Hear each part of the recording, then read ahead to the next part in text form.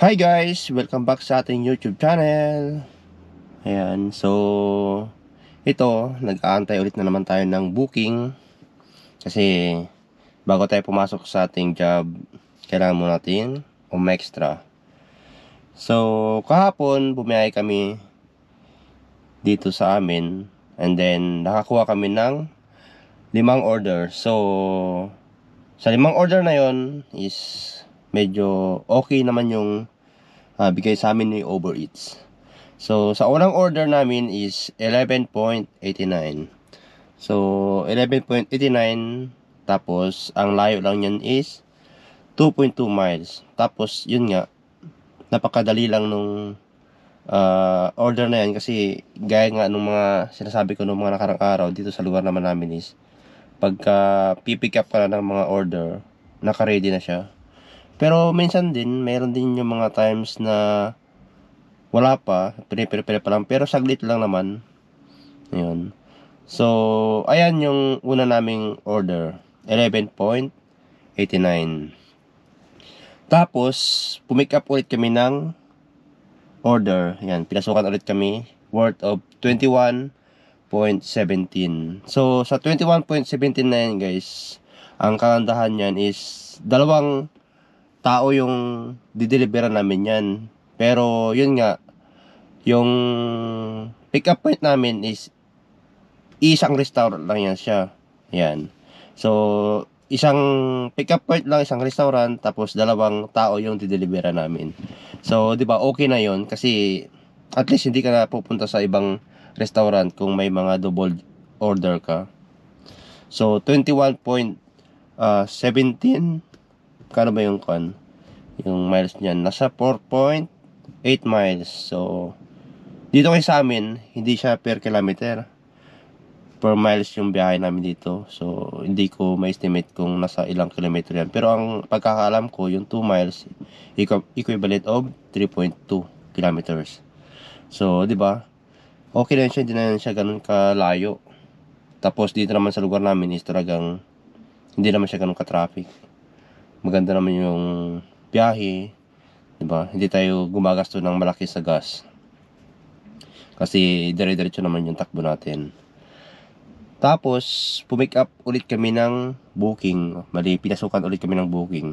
So, dito naman sa booking na to is dalawang order siya. Dalawang order, tapos dalawang tao, and then dalawang location. So, kailangan pa namin pumunta sa kabilang location, kabilang restaurant, pagkatapos namin pinick up yung isang order. So, yun nga lang, ang kagandahan kasi ng dalawang order tapos dalawang location yung pagpipikapan mo is mas malaki yung binibigay sa iyo na bayad. So, dito sa bayad nito is $44.66. Yan, yun nga lang, sabi ko nga, magkaiba yung pick up location niya at yung drop off location niya.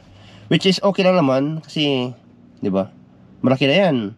Kung titingnan niyo yung oras ng biyahe namin kasama ng pick up is 51 minutes. So, kung i-compute mo yan siya, bali yung magiging per hour mo is nasa 40 plus, di ba? Malaki na.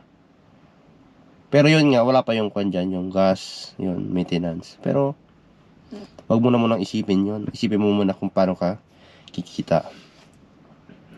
So, sa total ng deliver namin na yan, bali 5 tao lang yung deliver namin is nasa 77 point something dollars yung kinita namin sa araw na yan. Actually, hindi naman kami talaga nagbababad ngayon sa sa pagbibiyahe. Pagka Sabado, yan, minsan Linggo, wala kami ginagawa. Pero mas madalas talaga Sabado kami bumabiyahe, tapos saglitan lang, hindi siya babad na biyahe. Kasi 'di ba, pagka tinamad, minsan wala, lalo pag kayo maulan. Pag maulan sa lugar namin, nakakatamad din bumiyahe. Ayun.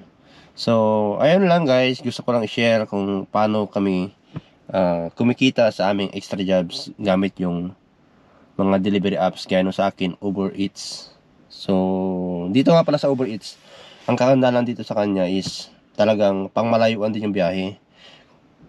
Pwede kang, yung iba kasi na mga umu-order, may mga gusto silang mga kainan pero malayo sa location nila. So yun yung maganda kay Uber Eats, kasi pag umorder sila kahit malayo, nakaka-receive ka ng order ng ganun. Tapos yun nga lang, mas maganda din yung bayaran kung malayo talaga yung biyahe mo. Kasi minsan pag kayong malapit na, mas magkano lang eh, $3, $5.